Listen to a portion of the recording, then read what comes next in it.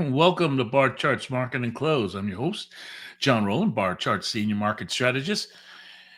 Is the market about to blow up like the Hindenburg? And are there cracks developing in the foundation of the broader indexes?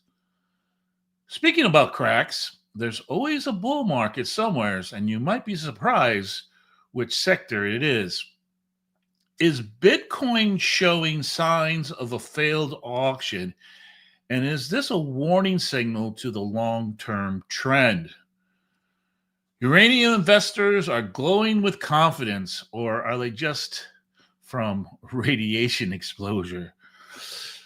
I'm going to show you one of my trades that I did this week, and we'll get to your questions. And to help me with, as always, is our Bar Charts Twitter Tom and my Mr. X. How's it going, Thomas? Going well. Exciting end to the week. I was kind of hoping for a little bit of action at some point, John. We got it today, man.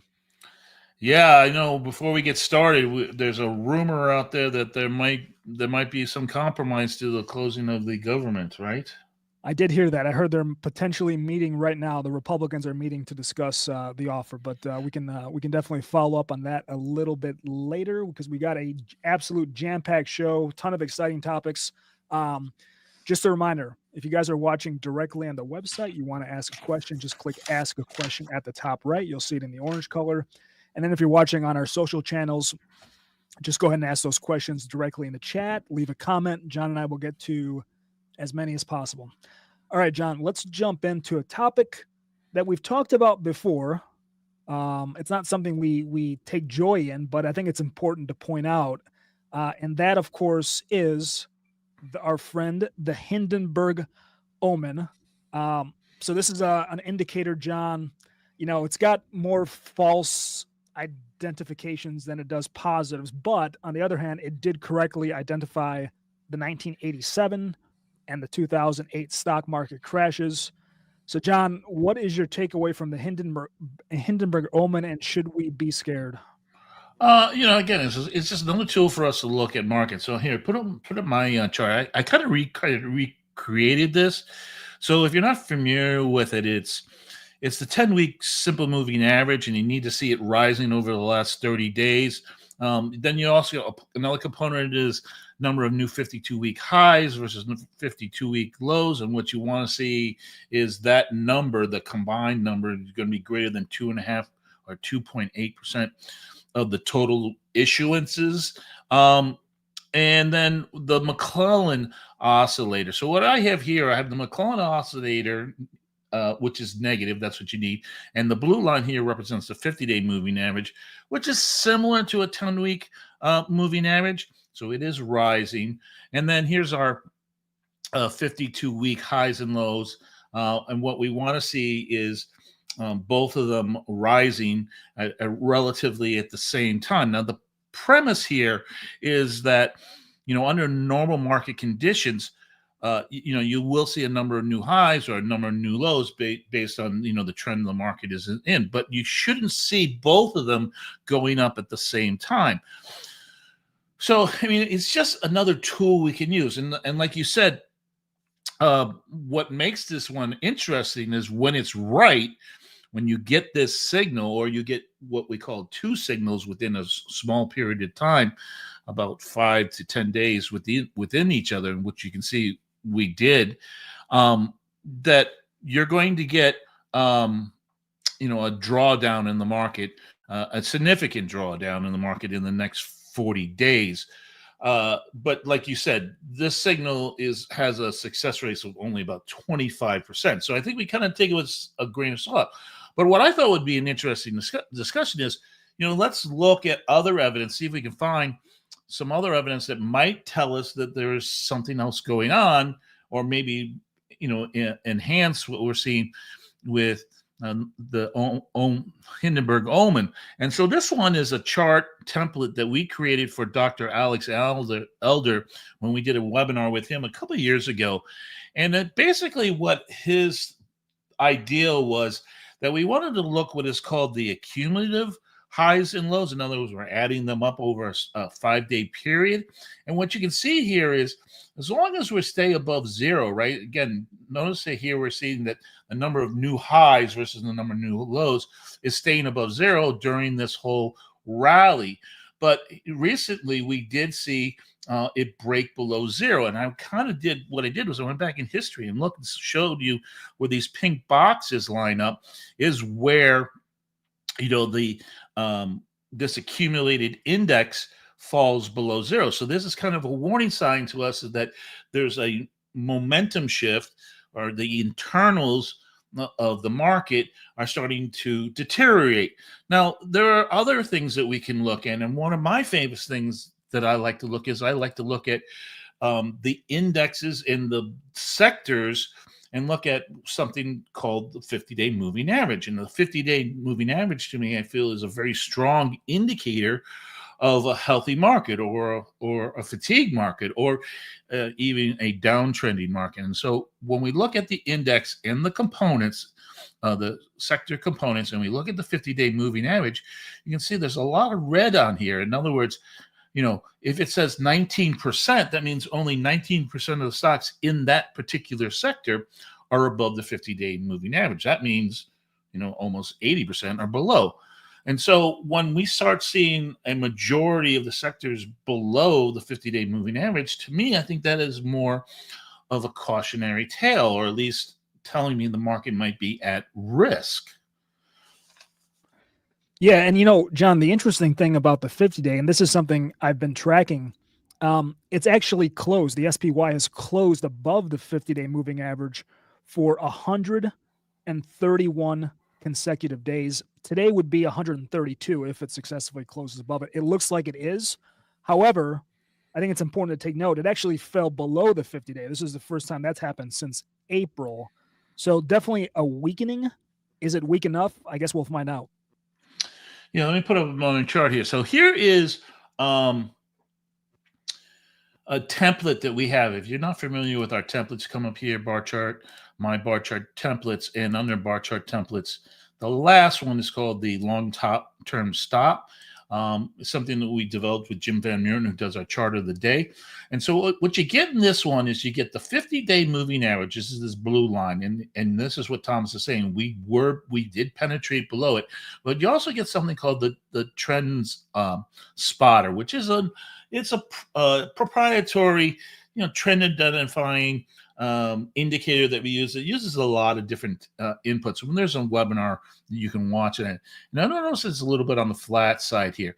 So a close below trend spotter would be telling you that this trend would then being compromised. And I think the fact that both our trend spotter and our 50-day moving average are right on top of them, similar to where we had down here, is a very interesting piece of information for us, because it does tell us that if we do get below there, that could put the market at risk. Now, remember, in our last discussion 2 weeks ago or 3 weeks ago, we talked about all this retail inflow in the month of October. I think you told me it was one of the highest, or it was the highest in history, right? Yes, there was a period of a 1 month rolling period where it was the largest retail buy in history. I think it was over 100 billion. So that is represented here by this pink box. This is all new length that is in the market. And again, this is that idea that we're being conditioned, especially this year. Again, it's something that we've looked at is the buy the dip, right? So to me, the risk to the market is all this new length. And we pointed this out a couple of weeks ago. As long as the market continues to go higher, that's fine. But we just made a new all-time high, and now we're back in that area. So to me, I think a close below the 50-day moving average and then break of all this new length, right? That would put all these new buyers, at underwater, and that could create a greater risk to the market. So where could we go? Well, somewhere's in this turtle channel. This is what these lines represent. And so again, something like down around 630, 635-ish on the SPY. But I think the takeaway here, Thomas, is are we doing kind of a confirmational bias? We're looking for evidence to, back up what we think might be our outcome. I think that's a fair criticism. But when it comes down to it, it comes down to the individual trader or investor. If I'm a long-term investor, a 3% or a 5% or even a 20% correction, on my time horizon is just a blip.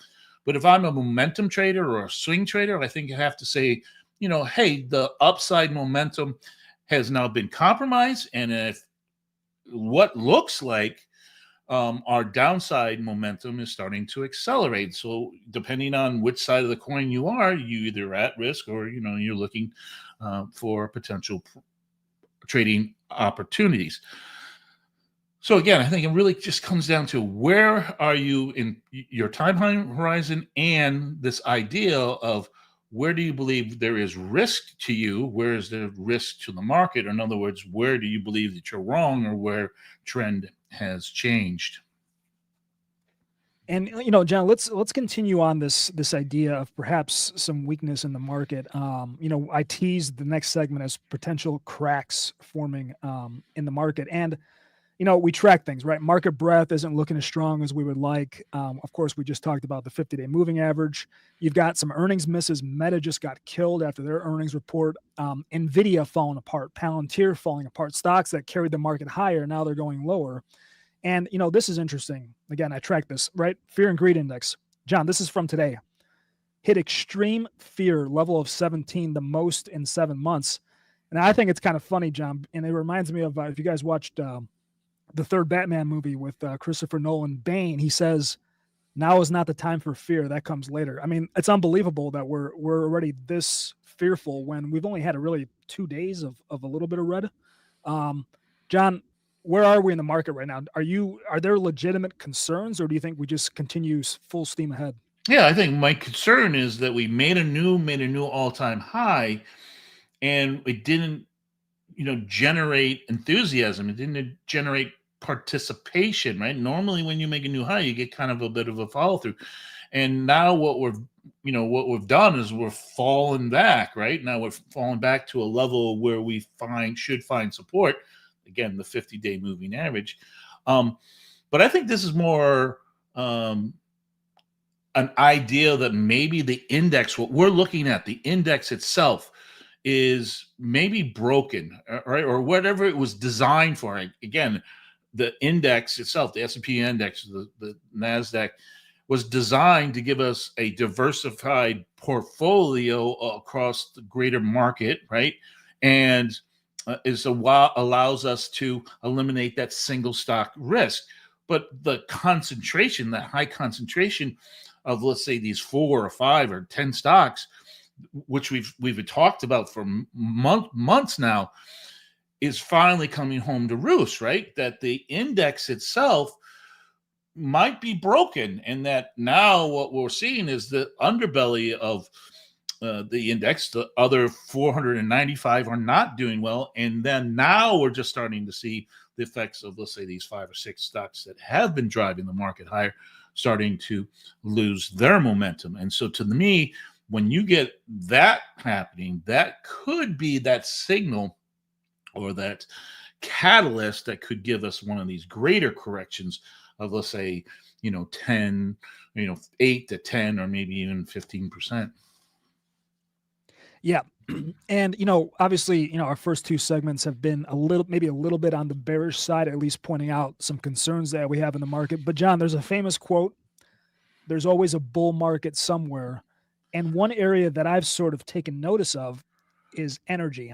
I feel like a lot of people have forgotten about energy with the whole AI space and all these tech stocks, But if you look on our performance page and you look at energy, you'll see just how strong it is of late and honestly throughout much of the year. So, John, I guess, is it the time now for us to forget about the Nvidias and Palantirs of the world and maybe focus on a forgotten space, which is energy? Yeah, we always talk about sector rotation, right? Market always is looking for alpha, right? And again, if we don't know if we're at an all-time high or a market, I mean, we're at an all-time high, but are we at a market top, or are we going to continue to go higher? But you can see that in the theory of markets, that when we get towards a market top, that one of the sectors that we should be start thinking about is the energy sector. And the energy sector has actually been one of the worst performing so far this year. It's only of recent has it started to pick up. Again, notice our performance based on these multiple moving averages is 64% of all the stocks in the in that sector are doing really well. So again, if we go into the energy sector, I think there's only 22 or 23 stocks in here. What we can do is we can look at this from, let's say, a 3-month performance basis. There's still a lot of red here, but yeah, you're right. See, there are a lot of these stocks are doing well in the last 3 months. And if we look at this, we break this down, we got Valero, refiner, Halliburton, oil services, another refiner. EQT is a natural gas producer. Cortera is another natural gas producer.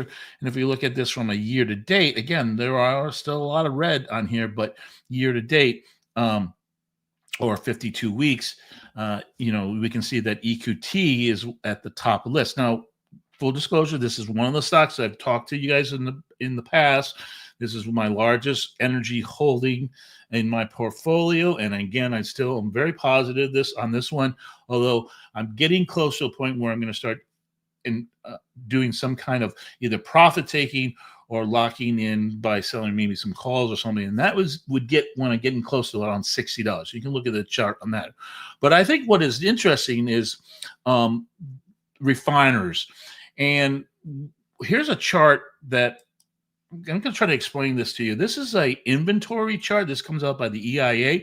And this just basically tells us how much inventory we have of certain types of refined products. And we're looking at the distillate fuels. And the distillate's just another name for heating oil and diesel. And you can see here the gray area represents the 5-year range of inventories. And the blue line is where we currently stand. And you can see that we're at the low end of the range. And so a low supply is a good thing for refiners because that means that they're going to have to produce these products because of the low inventories. Now, if you think about their input costs, crude oil, we know that crude oil prices have been depressed of recent. So what this does is called the crack spread, and this is called the refiner's margin. So the input crude oil and how much they can sell the refined products. Now, when I was telling Thomas about this idea about crack spreads, it reminded me of a story when my daughter was in kindergarten. It was, what is your father do day? And she got up in front of the whole class and told everybody that her father was one of the largest crack dealers in New York City. And it got me into a lot of trouble. And that's another story. But the idea of this crack margin is very favorable for refiners. And so that's why I think there is an opportunity in some of these refiners. In this particular case, Valero. Again, this is something that is already in the market. I just want to point it out to you. On a weekly basis, is a nice strong chart. I love charts that look like this. But if we look at this on a daily level, to me, this looks like a cup and handle. And we've talked about this formation in the past. We need to see some kind of conformational price movement. One of the ways we can do that is to look at average true range. The average true range for Valero is $5. We want to look at a multiple of that, about 1.5. So that would be about $7.50. So we need the market to get above the cup level. And in this case, if we add $7.50, that would take us to the all-time high. So we're really saying here is if we believe in the momentum of this market, we should see this market get above the all-time high, and then we can measure the length of the cup, and then that would predict or a projection price of somewhere around $200. So that's something I'm going to be watching over the next couple of weeks, couple of days. Maybe this might take maybe a month to take as we move closer to the beginning of the winter, which would be a positive for demand for heating oil. But again, now that we're getting if we get this government shutdown ends, that could also help increase economic activity. All right. Very good, John. Very interesting. At times, John, and I've told you this before, and we talked about it on our planning sessions, it gets tiresome to always talk about the same stocks: NVIDIA, Palantir, Microsoft, and Meta, right? So it's nice to sort of bring in to the field of play a new area, a space that maybe people don't talk about, which is energy. But energy is always going to be with us. It's just a matter of timing. Yeah, I mean, down the road, could there be a change in the way we consume energy? Yeah, but right now, crude oil is a transportation fuel, and that means things like heating oil and diesel are very important. Gasoline as well, important in the pricing for these refiners. All right, so let's move, John, to one of your favorite asset classes, and that, of course, is Bitcoin. Now, on our last show, which was 2 weeks ago, I pointed out I was concerned about some of the recent price action, and I highlighted a key level to watch, which was the 50-week moving average. Sure enough, John, here we are 2 weeks later. That level is coming into play right now. This is a very important week, John, critically important week, I would say. It'll tell us a lot about where Bitcoin's going to go, I think, the rest of the year. Now, it's important to note this. Unlike stocks, which get a weekly close on Friday, Bitcoin's weekly candle closes on Sunday at 6 p.m. Central Standard Time, which is midnight UTC. Now, right now, the 50-week is coming in at 103,100. Okay. And, yesterday, gosh, it looked terrible, John. I was a little bit depressed. It looked bleak. Today, it looks a lot better. It's getting a nice little pump, trading above the moving average. So, guys, if you want to watch something, watch for this level to see if Bitcoin can close the week above it. Now, if it doesn't close above, it's not over. But I did say in the last show, John, that if we get 2 weekly closes below it, there's a good chance, in my opinion, that the cycle is over. John, what else are you seeing in the price action that might make you lean one way or the other? Yeah, we put out an article this week about this idea of a failed auction, similar to kind of what we saw in the S&P, but I think it's a lot more defined here because we really didn't get a big price movement above the more recent all-time highs. And then, we fell back into that range. Now, notice how we fell back to this range where we found support, what we call an old controlling candle. And this is a very important level for the market to hold. And I think it's ironic that it also lines up with your 50-week this week. But sometimes it also points, these large wicks also point to areas of support or resistance, which I mapped out here in the pink. So I agree with you. I think if we stay at this level and we close below it, we're going to get this kind of a liquidity sweep down to this 94,000 level.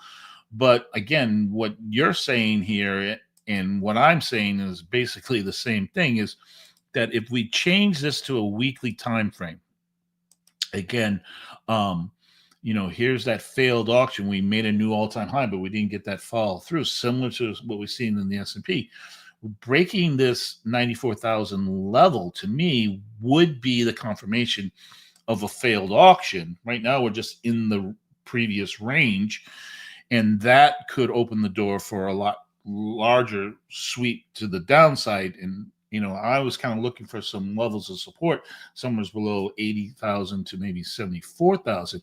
But this makes a lot more sense to me because, what I've learned from you, Thomas, is that we're in, there's these cycles in these coins, and one of them is a 4-year cycle, and we're getting to pretty close to that end of that 4-year cycle, right? So this kind of makes sense to me that we might need a little bit of a correction in this sector.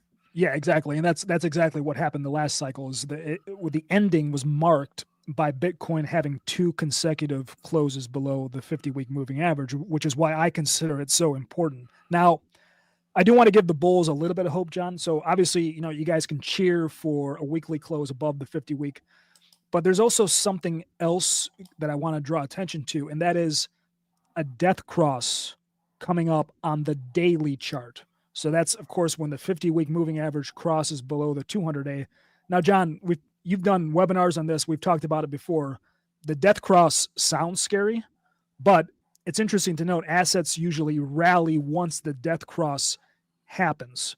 So potentially, John, that could be the last rally of the cycle for Bitcoin, because we are coming up towards the end of the cycle. So, guys, keep your eyes on the 50-week moving average. Keep your eyes on the death cross on the daily, because that could be sort of, in my opinion, John, the last hurrah for this currency. And you told me that it's a little bit above where we're currently at, right? Around 109, 110. Exactly. So the 50-day is coming in, I believe, about 113, and the 200-day is coming in about 110. So based on how it's been moving over the last few weeks, John, this could hit before Thanksgiving, maybe the week before Thanksgiving. But the concern you have is that what we're seeing in the rollover here, which we just talked about, is more similar to this rollover, which in what I've learned from you was the last rollover that happened in at the end of the last 4-year cycle. Now we're 4 years from that point, so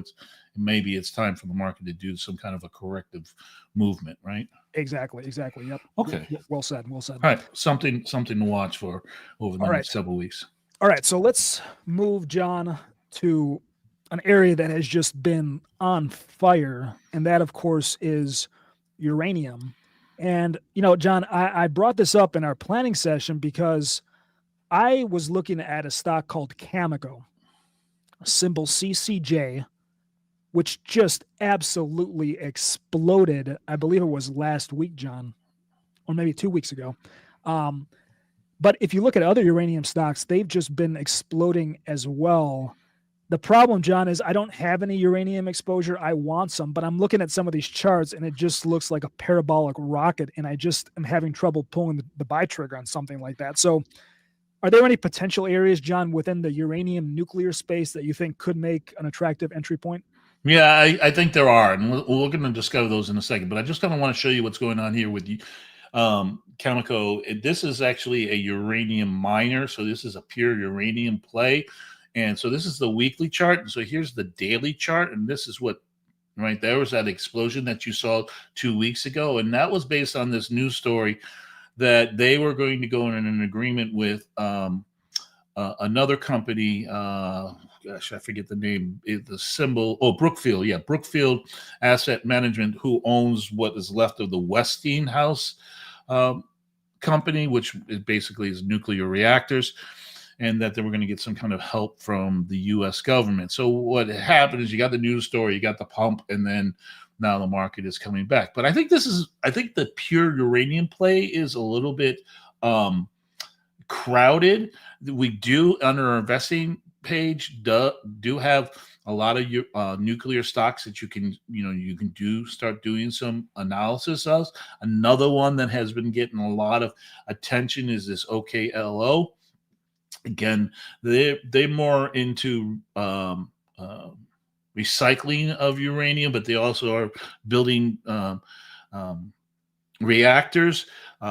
Still more in the planning and prospect phase. They're not really making. This is not a company that's making money. But I did again an article that Elizabeth Volk, one of our great staff writers, which I helped with her, gave her some kind of guidance on this one, is that inside of this space, if we look at like some of the other companies that are inside this space, there are a couple blue chips that I think you can start thinking about. And the two that I keep seeing when I hear stories about, the utilities and this crossover to data centers is GE Vernova, and Hitachi. And I know this is maybe not a stock that you might be familiar with, but I just want to show you here that not only are they creating these reactors, but they're beyond the development stage. They're actually building them, and they are getting support from folks that are in the utility space. And so here we can see that it says that they got in this kind of this merger here. That's in that they're beyond the concept, they're beyond the plan or a PowerPoint. They're actually building these units, and they've just got a contract to do one for the Tennessee Valley Authority, a huge power grid section of the United States. They're also going to be building one for Duke Energy. And so, in the utility space, these guys are kind of stoic, right? They don't just they just don't jump into bed with anybody. They want to make sure that whatever plan you have or whatever design you have, it not only does it work, but it's going to be viable and it's going to be cost effective and all that kind of thing. So I think there is a lot of individual companies in this space, Thomas, that you can look at. I would not discount some of the ones that have been super, super hot, like the OKLO or was it SMR, Nucor. But I like these larger companies because this is a big boys game, right? And it's similar to like what's going on in the quantum space, right? You got a lot of these emerging companies that have no revenue, but one of the ones that I kind of like in that space is IBM. And in the utility game, you got to have a lot of chips to sit at that table, and you need experience. So I think something like looking at GE Vernova, Constellation, and Hitachi are the ways to be, maybe a little bit more conservative, and get into that nuclear space. Great. Well said. And I think IBM, IBM, obviously everybody knows the stock, but they might not consider it sort of a play in this space, John. So I think it's important to highlight that. And I think that's pretty useful information there. Right. Well, IBM would be more the quantum space, but excuse me, I hope I didn't confuse anybody. But, again, GEV and Hitachi would be more in the nuclear space. All right. John, one thing we get a lot of requests, and I just saw it in the comments as well, is for options ideas. And I think we're going to bring back a segment that we haven't done in a while. I missed it, John. I really missed this one. That is the trade of the week, idea of the week, whatever you want to call it. John, what alpha have you got for us today? Yeah. So one of my favorite investing idea pages is if you go to bar chart screeners. And I know I've highlighted this on several occasions. It's called the end of the road. It basically shows you when the market potentially, an uptrend comes to an abrupt end. And usually it usually revolves around some kind of major story, either, earnings or some kind of, development in that sector. And the one that I noticed this week was ANET. And again, let me go put my chart up here. Earnings. And you can see after earnings. And so what I like to see is when you get these big gaps down through two major moving averages. This is the red is the 20-day moving average and the blue is the 50. And again, we're talking about the 50-day moving average. Normally what you'll see is you might get a little bit of a pause at a moving average, but when you gap down below the moving average, especially the 50, you're probably going to drive towards the 200-day. And that's something I've seen a lot of times. So when I saw this trade, I said, okay, well, I'm going to take a put spread. And I always like to buy just slightly at or in the money. So I looked for a put that was around the 20-day moving average, which is kind of going to be my risk management onto the upside. If price gets back above that, then I'm probably going to be out of this trade. And then I was going to look for the target of the 200-day. But I noticed a little gap, which was created by an earnings. So I'm going to use that as my target. And you can see that's around a 120. So I did a 150, 120 put spread. Cost me about $11.25. Coming into today, it was up about $3 or $4, maybe a little bit more. I'm not going to risk $11 if this goes maybe 50% away against me. If I lose $5 on it, again, there's a time element in this one. Then I would exit the trade. But if I could get, the market to fall to like 120, that 150 put will be $30 intrinsic. So that would give me a profit of around, about $18, $19. So I'm risking about $5 to make 19, somewhere around that 3.5 to 4-to-1 risk reward, which is where I really like to find a lot of my trades, because if I'm wrong, but if I'm right 50% of the time or wrong 50% of the time, and I only lose 1 unit and I make 3 to 4 units, in the long run, I'm going to be a profitable trader. So this is one of the ones that I've been in. I'm watching it. And again, what I might do on this one, if I feel comfortable with this one, when we get down here, I maybe take half of it off and then take the other half and maybe try to roll out and get another $10 out of it. But if I get 80% of this trade, I'd be pretty happy with this one and ring the register. Perfect.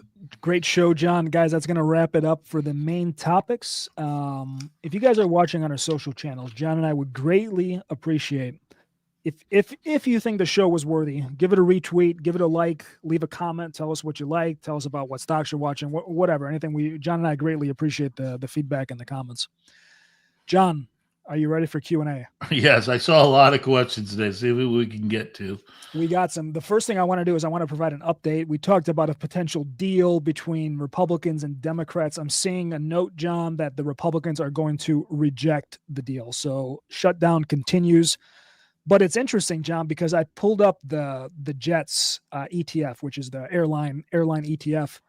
It's green on the day. I mean, there's nothing going on with that. And you would think with all the sort of the talks about reduced air traffic and cancellations that airlines would be seeing more of a drop, and they're not. So it seems like the market's not overly concerned right now. Or maybe they kind of already priced it in, right? And the air traffic controllers are kind of managing. Yeah, they're decreasing by 10. Was it 10%? Yes. By next week?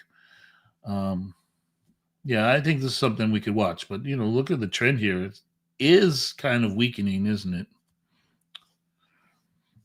Go ahead. What's the question?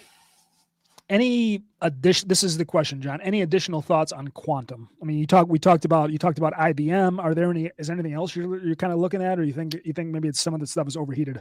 Yeah, I think, again, we've talked about quantum, I think, to ad nauseum here. But yeah, I think if you want to play a more safer, conservative way to get into a space that's probably not going to show any results for another 3 to 5 years, that's kind of why I like IBM.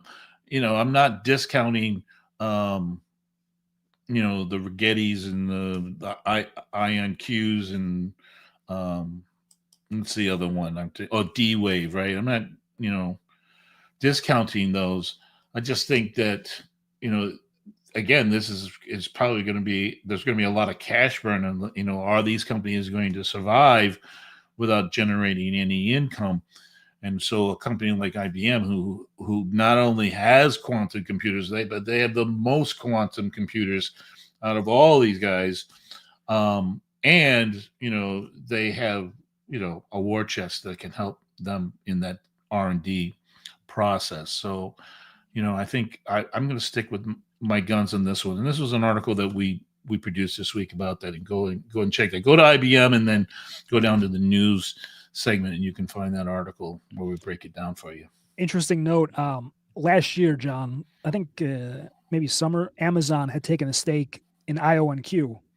But with the earnings report they just filed, they actually completely exited their IonQ position. And for those of you who don't know, Jeff Bezos, before founding Amazon, John, he was a trader at a very famous hedge fund called D.E. Shaw. So he kind of knows what he's doing with the trading. I don't want to scare anybody who has IonQ, just giving you guys a note on that.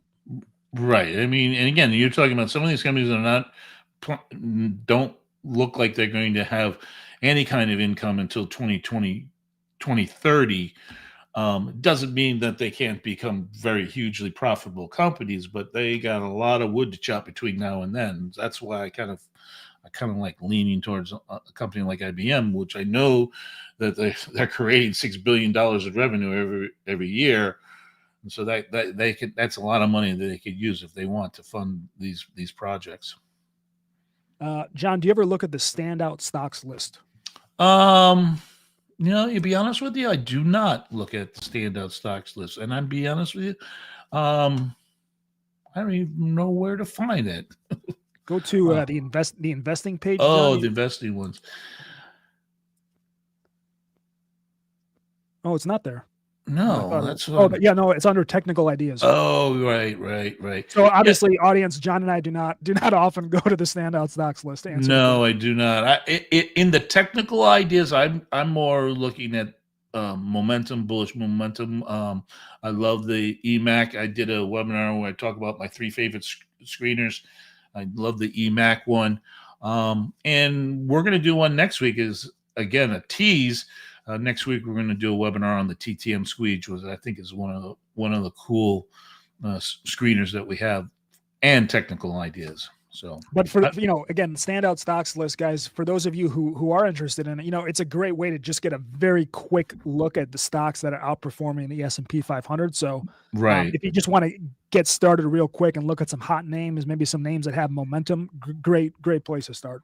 And it's part of that theory that stocks that outperform for 3 months tend to outperform for 6 months, and those that outperform for 6 months tend to outperform for a year. So you can kind of see that 3 month, 6 month, 1 year. If you were going to use this page, I'd just give you a little advice. I'd be looking at the outperformance at the 3 month and 6 month level, and then kind of extrapolating and saying, okay, well, now I know I have an outperformer, but I'm going to limit my exposure. Let's say if I'm going to trade options, maybe for another 3 to 6 months. John, do you have any opinion on critical metals stocks? They're critical to whatever we're going to do with EVs and data centers.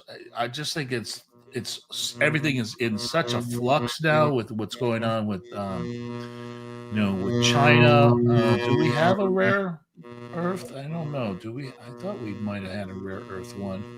I know I have a rare earth one, I think.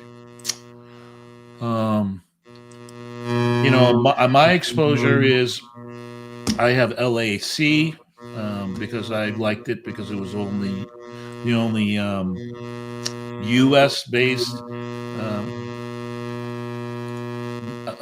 critical metals. But again, I don't really have a strong opinion. I know you probably need some kind of exposure. I figure if it's good enough for the government, it's good enough for me. But I was just going to see if I do have a rare earth watch list. I do have a lot of watch lists. I got to do a little cleaning up here. So, there we go. There it is, all the way at the bottom. So I'll give you just a quick snapshot of some of the ones that I'm watching in my watch list. But the one that I do have exposure to is the LAC. Okay. John, what's going on with gold and the dollar index? Yeah, the dollar is really performing well, and this might be part of the bond vigilantes that are saying that, hey, maybe even with the Fed cutting rates, but maybe not cutting rates, that the long end of the curve might be starting to strengthen again, and so that might be attracting investment into the dollar. And so a stronger dollar usually means a weaker gold. Now, I was actually talking to Thomas because you've been telling me you've been wanting to get back into this one for quite some time, right? Well, I've been wanting to add. I have a very small position. I did add a tiny bit about a week ago, John. But yeah, I'm looking for maybe hopefully a bigger drop where I can add more. Right. Well, we talked about the 5 Sigma event. I think it was 2 weeks ago, and we said that the dynamics of risk in the gold sector has changed, and you have to be, the market is probably going to need some time to digest that new risk dynamics.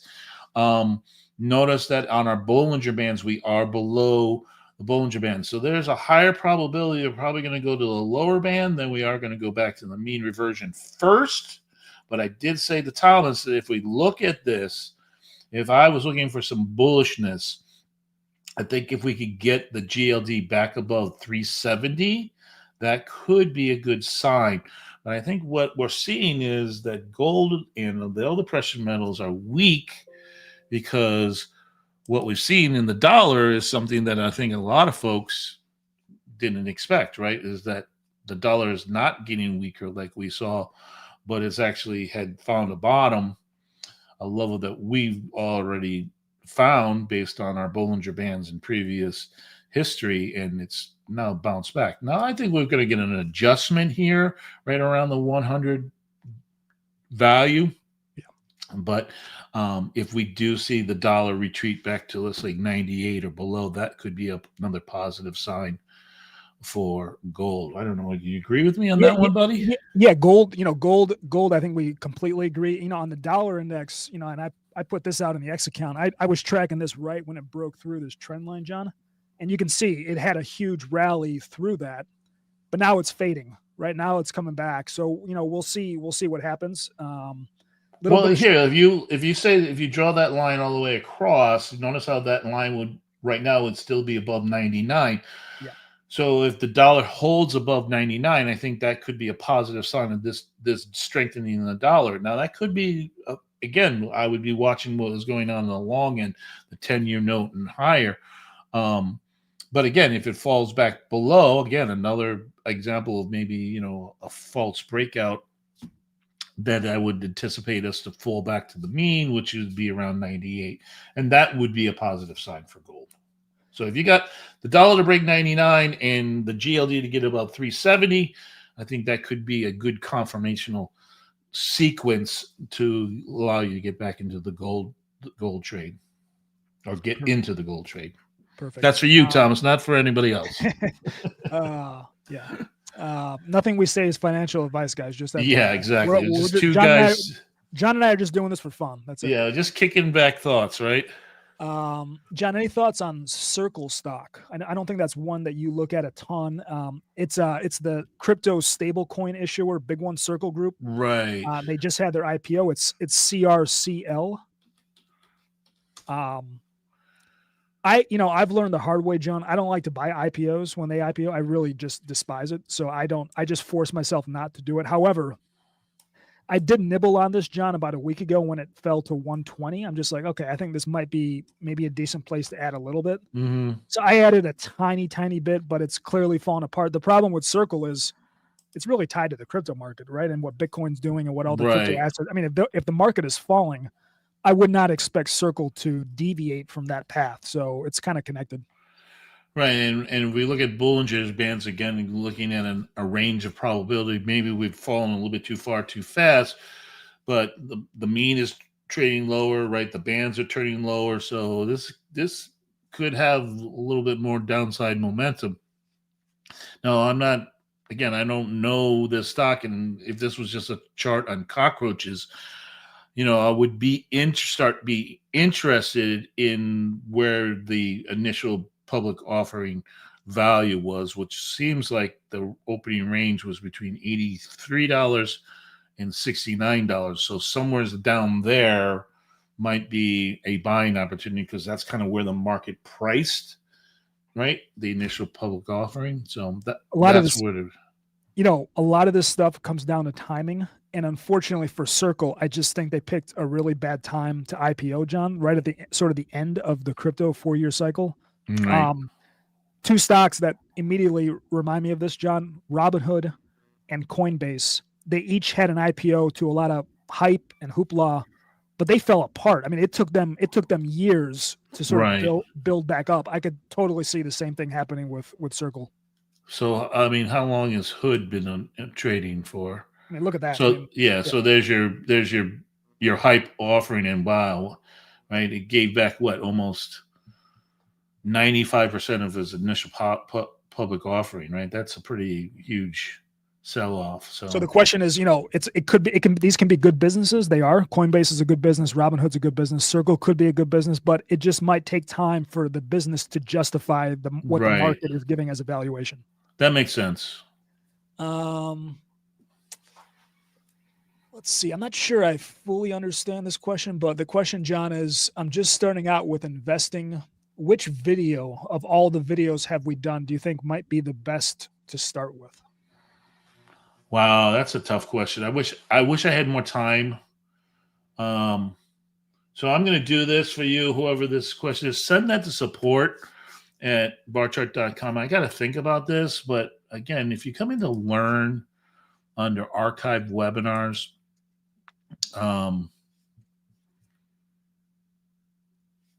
You can look under subjects, and we do have some getting started ones, but I think you really want a little bit more meat and potatoes. So just looking at this, um, again, I think I'd have to do a little research on this one. I think there's a lot of them. I have over close to 200, right, Thomas? I think I don't know. Yeah, we have a lot. Yeah. I'm just looking in this one here. Ones that talk about momentum and market. Learning how to trade new highs and lows.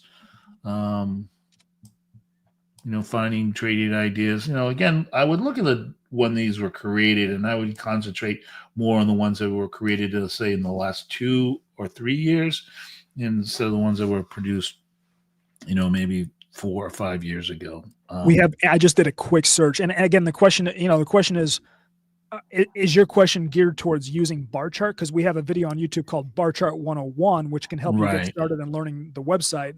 But we also have another one, John, that you did 2 years ago, I think, called Investing 101. So that could be also a great starting point. Right. And I know we do have also, I forget where to find it. Do you remember where we can find the ones that are most popular? And that it could give you a little idea if folks are looking at watching those webinars over and over.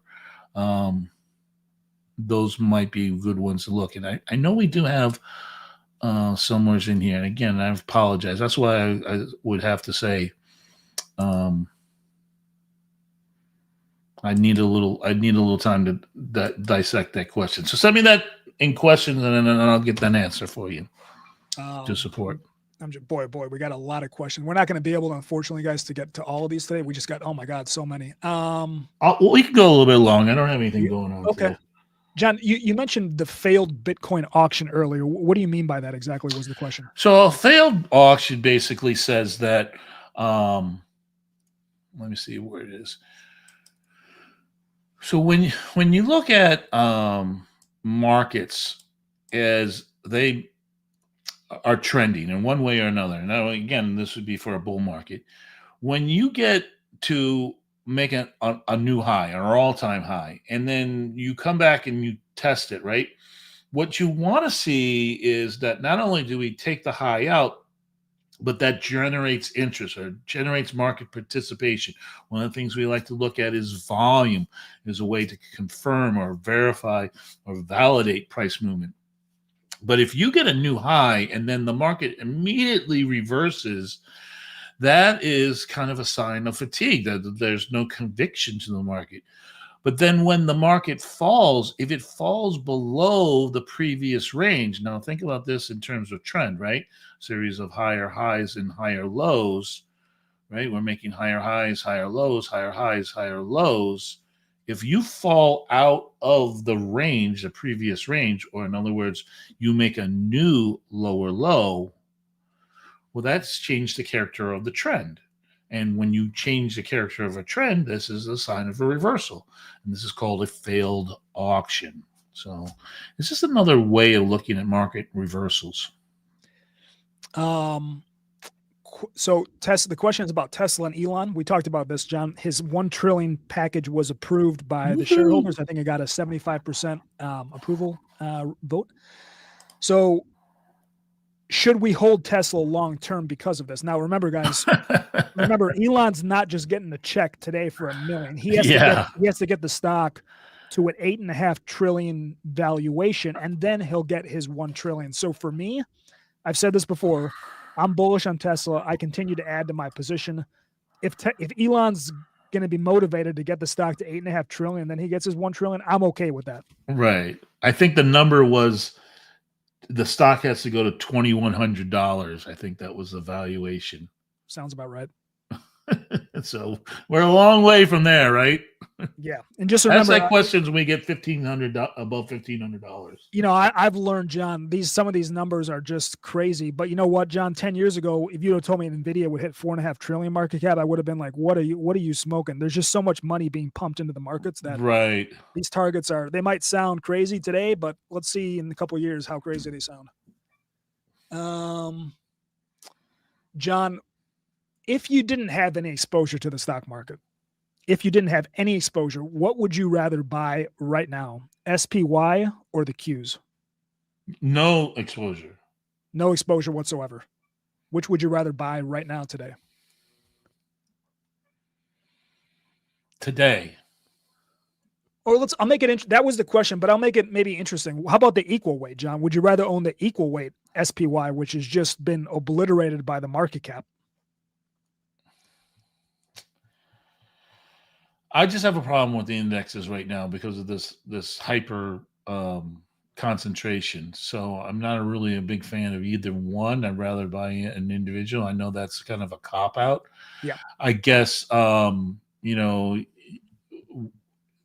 there's a lot of evidence that in the last 30 years, technology is continuing to advance at a much rapider pace than, let's say, traditional economic activity or traditional stocks. So I guess in that sense, that would be the Qs. But if I had no exposure and I was just looking to invest, no exposure to the stock market, no exposure to anything, there's only a limited amount of real estate, and I would be looking there first before I would. So in that idea, probably be looking at some of the REITs that are in the S&P. So I know that's kind of a roundabout way to talk about this, but probably the Qs if I had to choose. If somebody wants a dollar cost average, should they buy on red days? Should they only buy on red down days? This is interesting, John, because I've tweeted this before, and I think we talked about it. Yeah. This year is the best buy the dip year in at least the last 20 years. So this year, buying only on red days has worked out extremely well for you. But that's probably not the norm, right? That could revert at some point. Yes. It's basically, you have the right strategy for the right moment in time, and all strategies work and all strategies don't work. So, again, if you had a trade plan and you said, hey, I'm going to dollar average cost and I'm going to buy every time whatever stock that I'm looking at has a 3% down day or a 5% down week. I mean, as long as you stick to your plan, I don't have any problem with that. And again, if you're doing dollar average cost, you probably have a much longer time horizon. Would you agree with me on that one, Thomas? Yeah, and what I do, John, and I'm going to use Bitcoin as my example because I do DCA. I have in the past a lot for my entry. I do it at regular intervals. So I just do it like, let's say once a week on a Monday. Every single week I buy like a small amount of Bitcoin because that way I'm taking away my bias, right? I mean, if I could outsmart the market and just trade at the best times, I would just go and start my own hedge fund, right? But again, that's an idea, right? That's your idea. You have a plan, right? And that's how you execute it. And so it doesn't matter what the market is doing, if it's going up or down, that's your plan. As long as you stick to that plan, that's what I'm saying. I think that's fine as long as you do that. It's when you start deviating and you're like, oh, well, let's wait. Oh, it's a green day. I don't want to buy on an up day. I want to wait for a down day. Then, you start changing your plan, and then that also changes what you're trying to attempt to do, right? Last question, John, then we'll head off and have an enjoyable weekend, hopefully. Do you think today's price action, especially towards, the big fall and then the recovery, do you think, is your guess that the SPY found support there? Yeah, I think this is a very positive sign in terms of, internal daily technical analysis, because it looks like we're going to finish higher on the day, or we did finish higher on the day. So I think that's a positive sign moving towards next week. But we still had a lower close on the week, and the momentum of the market has changed. I think it's important that we found support, a very critical level of support. So what do we need to see? We need to see follow through next week. And so just looking at this chart here, so we know where the 50-day is, right? On the SPY, it's around 665. That's the low end. And the up end, we can see the turtle channel is 689. So that's 24 approximately, that range. So we would need to see the market get above 50% of that range to get more bullish in what has already occurred. So 24 to added to 665 would help me out here. What would that be? No, 14. So 24, 12. So that'd be around 667. That was a long way to get there, right? John, I saw this comment in the chat, and this is, I think they must have seen my tweet from X. They're talking about, do you think the diamond market is going bullish or uptrend anytime soon? The reason they're saying this, John, is look at this. Yeah. Look at this chart. Yeah. So lab grown. The problem is, unlike gold is all natural, right? Diamonds, unfortunately, are competing now with lab grown diamonds. So the market has just been obliterated. Yeah, at the risk of the beers coming after me, the idea that diamonds are rare. Here's a little hint for you: diamonds are carbon, and carbon is the most prolific element on the face of the earth. So, and now that we have synthetic diamonds, this is probably a trend that is not going to change anytime soon. Here's the thing: even before lab grown diamonds were a thing, John, these diamond companies, they were manipulating the price by withholding certain quantities and just playing all sorts of games. So if you guys complain about manipulation in crypto, oh my God, that's nothing compared to what's going on in the diamond market, John. Right. And I have a jeweler. I buy nice things for my wife every once in a while. My jeweler literally once a month calls me up and says, "Hey, we're having a diamond sale. We're having a diamond sale." Yeah, it's probably just sitting on a whole inventory of them. So. Hey, John, I just want to, before we sign off, I want to point out one thing. If you go to the webinars page. Okay. I knew a crack staff behind the scenes. Popular. Oh, there it is. I knew it was up there somewhere. There it is. Yeah. Very good. Thank you. If you guys are completely new to our webinars, that might be a good place to start, because you'll sort of jump into the best ones that we've ever done. Right. And I would look at trading ideas and technical analysis as your jumping off point. But these are the ones that have the most views. So I think this is kind of the way of the public telling us which ones are the better ones, right? And again, I talk about things like momentum and moving averages, very simple technical analysis ideas, right?